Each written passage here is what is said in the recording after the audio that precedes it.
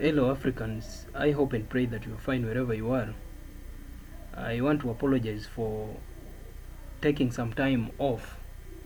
We both understand that human beings have problems and we can never escape problems. I had a fair share of mine and for now I'll be available. Now, I want to talk about something which is critical in Africa. Remember, on this platform, I have always emphasized the need for Africa to change. And I have also emphasized that one of the main failures of Africa is the political class. Africans are poor because of politicians.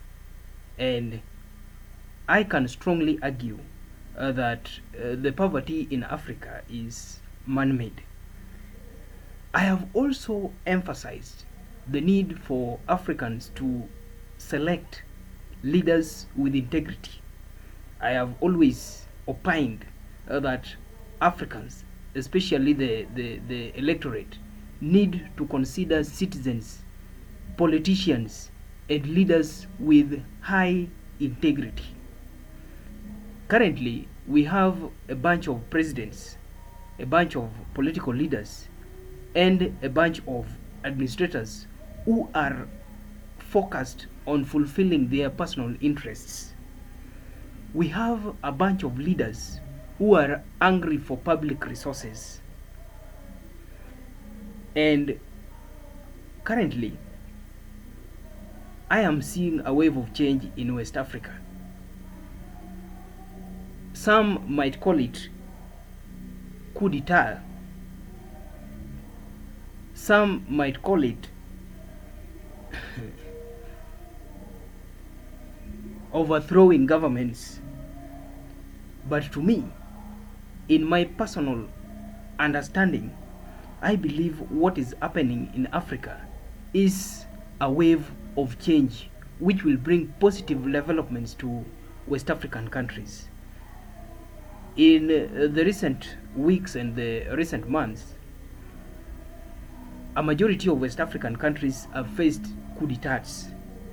Governments, democratically, in quotes, elected by citizens, have been overthrown. The latest has been Gabon, and I also heard about Niger. I want to encourage Africans, and I want to encourage young Africans that we need to take over our countries. We need to show the current political leaders, current presidents, that we don't need their dalliance with the West. You remember, I would say that the current politicians are puppets of foreigners. They are puppets of the West.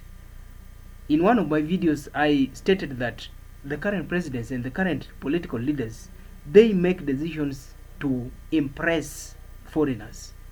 They make decisions to fulfill the interests of foreigners. If these are the leaders that we entrust with political office, if these are the leaders who we entrust with the leadership of our countries, then I can strongly say and I can strongly argue that African countries will remain poor. If what is happening in West Africa is reciprocated in all African countries, then I can see Africa changing to the positive. I want to encourage army officials and I want to encourage African citizens, Africans, to support every attempt to remove governments that do not have the interest of citizens at heart. We need to show, as young citizens, as young Africans, we need to show these leaders, we need to show these presidents that Africa is changing whether they like it or not.